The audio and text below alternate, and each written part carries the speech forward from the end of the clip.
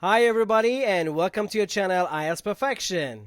In today's lesson, we'll dive deep into one of the most common essay types in IELTS Writing Task 2, the opinion essay. I'll walk you through its structure, strategies, tips, and examples to help you ace it with confidence. Let's get started. So, an opinion essay is a type of essay where you are asked to agree or disagree with a given statement.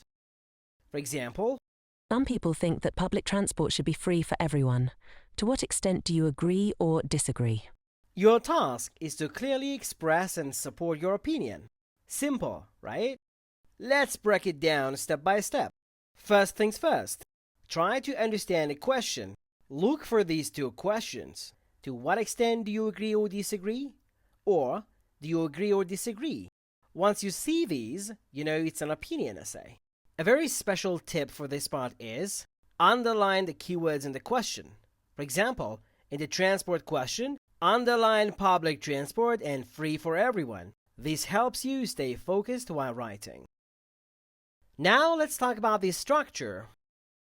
A great opinion essay has 4 clear parts: introduction, body paragraphs 1 and 2, and conclusion.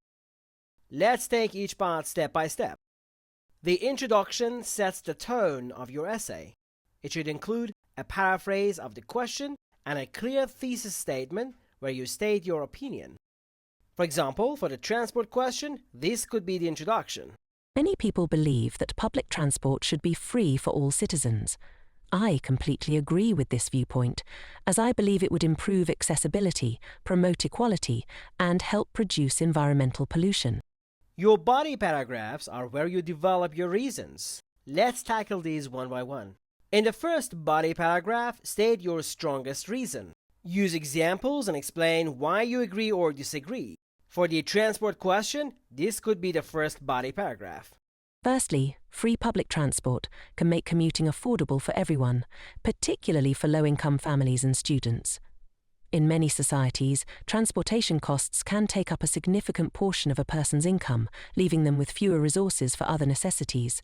For example, in European cities like Tallinn, Estonia, free public transport policies have allowed people to save money and allocate their budgets to education, healthcare, or leisure. This leads to greater access to opportunities for disadvantaged groups and helps reduce economic inequality in society.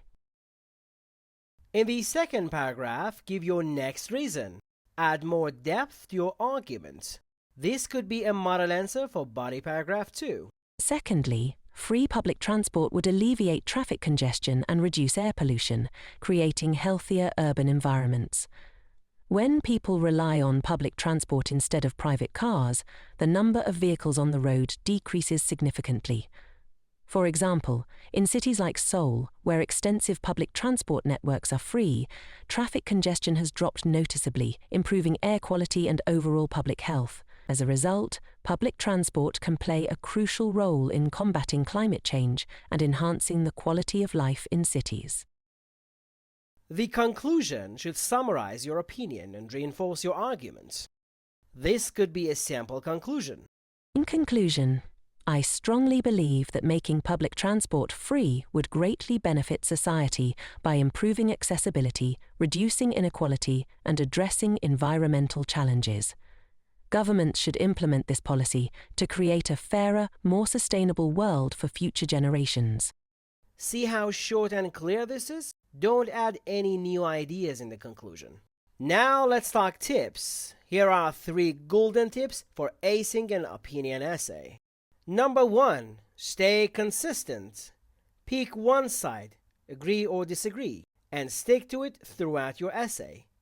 Mixed opinions can confuse the examiner. Number 2, use strong examples. Examples add depth to your argument. Use real-life scenarios or common knowledge.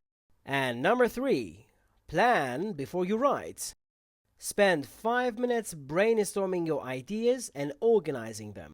Trust me, this saves time and makes your essay coherent. Alright, let's end with a practice question. Try this at home. Write your essay using the structure we discussed, and don't forget to share your answers in the comments below. Keep studying hard, and I'll see you in the next lesson.